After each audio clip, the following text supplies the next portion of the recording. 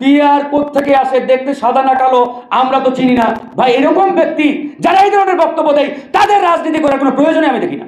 আগে প্রশ্ন করতে হবে কেন পিআর দরকার হলো।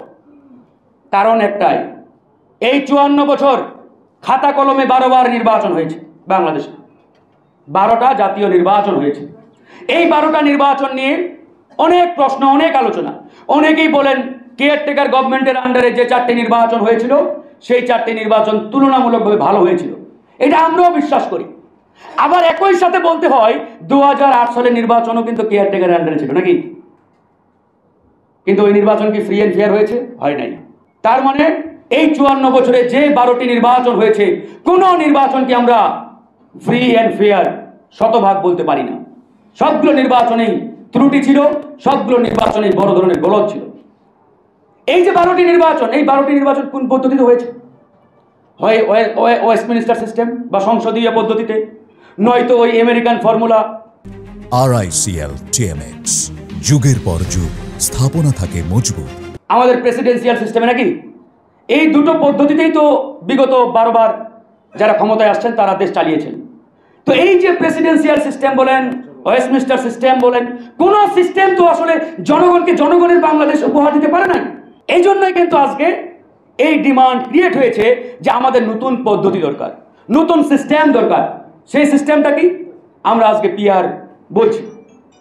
আমরা দেখি এই পিআর এর মাধ্যমে 5 বছর যদি এই পিআর সিস্টেমও ফেলিওর হয়, ব্যর্থ হয়, আমরা তখন ভিন্ন চিন্তা করব।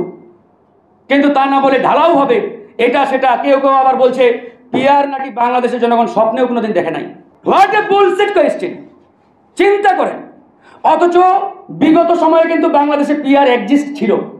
এই যে আমাদের সংসদ নির্বাচনগুলো হয়েছে না ভাই, এই যে 50টি নারী আসন, এই নারী আসনগুলো কিভাবে ভাগ হইতো? পিআর সিস্টেমে।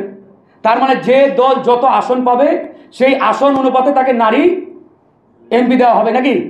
এটা কি পিআর না ভাই? তো এরপরেও যদি আমি বলি পিআর কোত্থেকে আসে, দেখতে সাদা না কালো, আমরা তো চিনি না। ভাই, এরকম ব্যক্তি যারা এই ধরনের বক্তব্য দেয় তাদের রাজনীতি করার কোনো প্রয়োজনই আমি দেখি না। আওয়ামী লীগের এস্টাবলিশমেন্ট, তাদের মেকানিজম সব জাতীয় পার্টির পিছনে ডিপ্লয়েড হবে।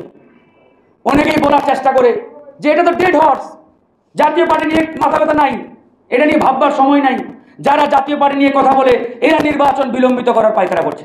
এখন কেউ যদি মনে করে থাকেন ইন্ডিয়ার সাথে হাত মিলিয়ে যে কোনোভাবে ক্ষমতার চেয়ারে বসবেন, ভাই ক্ষমতার চেয়ারে বসার স্বপ্ন দেখা বাদ দেন।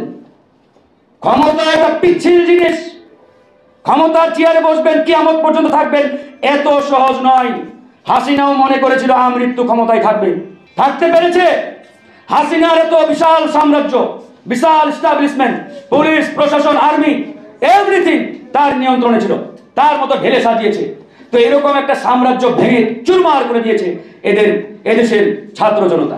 তা আপনারা যদি মনে করে থাকেন ওই ইন্ডিয়ান ফর্মুলায় ক্ষমতায় আসবো আর কিয়ামত পর্যন্ত ক্ষমতায় থাকবো, এটা হচ্ছে আপনাদের দিবা স্বপ্নের মতো।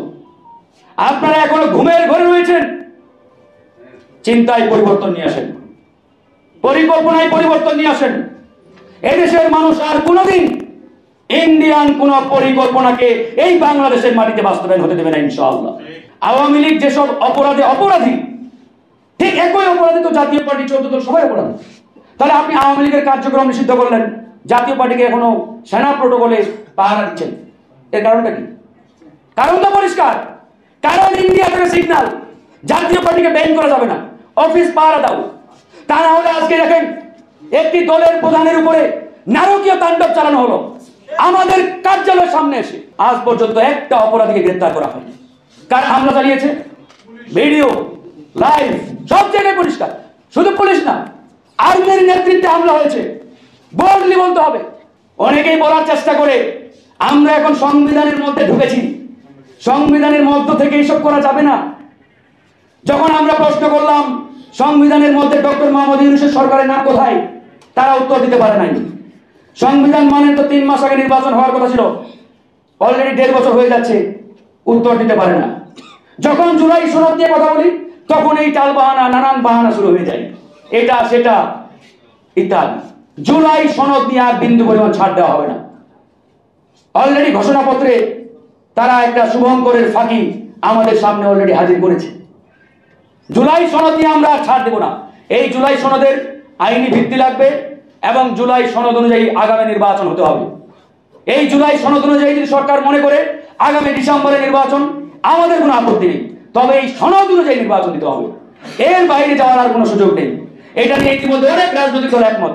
জামাত, নাগরিক পার্টি, এনসিপি, তারপরে হচ্ছে জাগবা আছে, এবি পার্টি, অনেক রাজনৈতিক দল সবাই মোটামুটি একমত, দু একটা দল ছাড়া। এখন দু একটা দল কি চাইলো না চাইলো, এটাই যদি সরকারের উদ্দেশ্য হয়, তাহলে এই সরকারকে ছাত্র জনতা এত রক্তের বিনিময়ে চেয়ারে বসাই নেই। জনগণ কি চাই সেদিকে ফোকাস করে এই সরকারকে সিদ্ধান্ত নিতে হবে।